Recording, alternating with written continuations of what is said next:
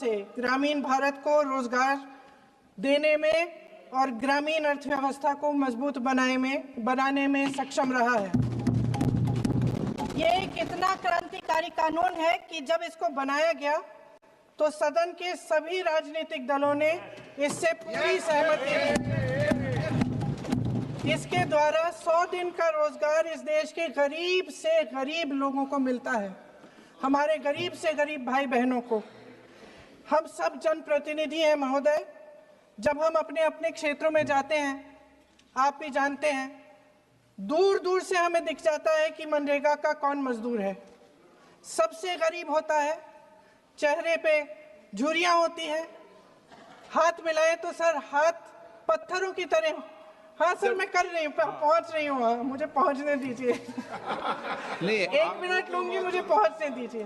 Sir, उनके हाथ पत्थरों की तरह कठोर होते हैं क्योंकि इतनी मजदूरी करते हैं।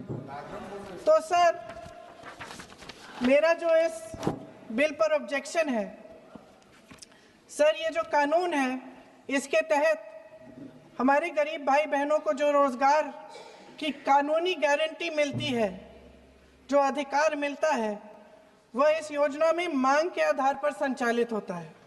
मतलब जहां जहां रोजगार की मांग है, वहां इस योजना द्वारा 100 दिनों का रोजगार अनिवार्य है, देना अनिवार्य है।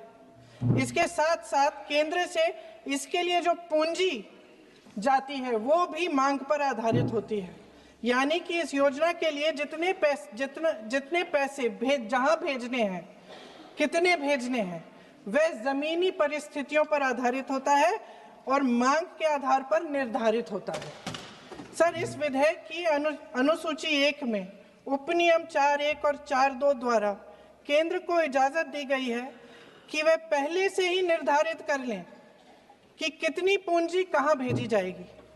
इससे संविधान के 73वें संविधान संशोधन को नजरअंदाज किया जा रहा है। सर महोदय, इसके जरिए ग्राम सभाओं को इस योजना की मांग की जमीनी परिस्थितियों के आधार पर तय करने का पूरा अधिकार दिया जाता था। आज वो अधिकार कमजोर किया जा रहा है। सर, आखिर बात है, 1 मिनट, जब आप इस पे पूरी डिटेल चर्चा हो तो आप डिटेल बोलना। इस पे आपकी पार्टी शुरुआत है सर, अभी शुरुआत है।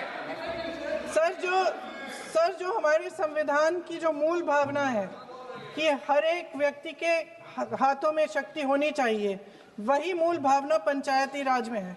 और उस मूल भावना के विरोध है ये जो अधिनियम, जो ये विधेयक आ रहा है। सर, इस विधेयक के जो प्रबंधन है, जिससे रोजगार का जो अधिकार है, कानूनी अधिकार है, वो कमजोर हो रहा है, वो हमारे संविधान के विपरीत है। सर, ये हमारे इसी सदन ने ये कानून बनाया और इसी सदन ने ये अधिकार जनता को दिया है। ओके। सर, एक और है सर, महात्मा गांधी मनरेगा में 90% अनुदान केंद्र से आता था। इस विधेयक द्वारा ज्यादातर प्रदेशों में अब 60% आएगा, इसको घटाया गया है। ओके। सर, इससे प्रदेशों की अर्थव्यवस्था पर बहुत भार होगी और खास तौर से ये वे प्रदेश जिनकी अर्थव्यवस्था पहले से ही केंद्र की ओर से जीएसटी के बकाये के इंतजार में है। ओके, माननीय सदस्य। हो गया। सर, इस विधेयक द्वारा केंद्र का नियंत्रण बढ़ाया जा रहा है और जिम्मेदारी घटाई जा रही है। सर, जो 100 दिन का अधिकार आपने 125 करने की बात की है, लेकिन इसमें वेतन की बढ़ोतरी, आपकी जो मजदूरी की बढ़ोतरी है, इसकी कोई बात नहीं है। माननीय सदस्यों। सर, ये सही बात है कि अभी तक जो बकाया है वो ही पूरा नहीं हुआ है। माननीय सदस्य गणों, मैं आपसे सर, आखिरी बात ये है सर कि हर योजना का नाम बदलने की जो सनक है, ये समझ में नहीं आती है। सर, जब ये किया जाता है तो सरकार, केंद्र को पैसे खर्चने पड़ते हैं। माननीय सदस्यों, मैं आपसे आग्रह करता हूं, ये सर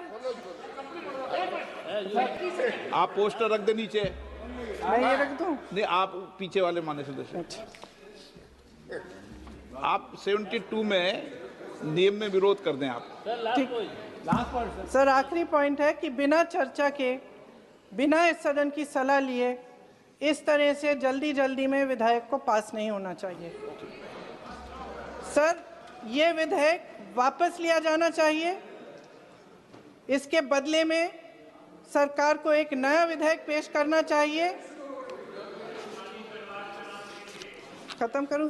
महात्मा गांधी जी मेरे परिवार के नहीं थे, लेकिन मेरे परिवार जैसे ही हैं और इस पूरे देश की यही भावना है sir. No, very good. Sir इस पूरे देश की यही भावना है। नो, मान्य सर आखिरी बात, सर आखिरी बात यह है कि गहन जांच पड़ताल और व्यापक चर्चा के लिए इसे कम से कम स्थायी समिति के पास भेजा जाना चाहिए और कोई विधायक किसी की निजी महत्वाकांक्षा, सनक और पूर्वाग्रहों के आधार पर न तो पेश होना चाहिए और न ही पास होना चाहिए। धन्यवाद।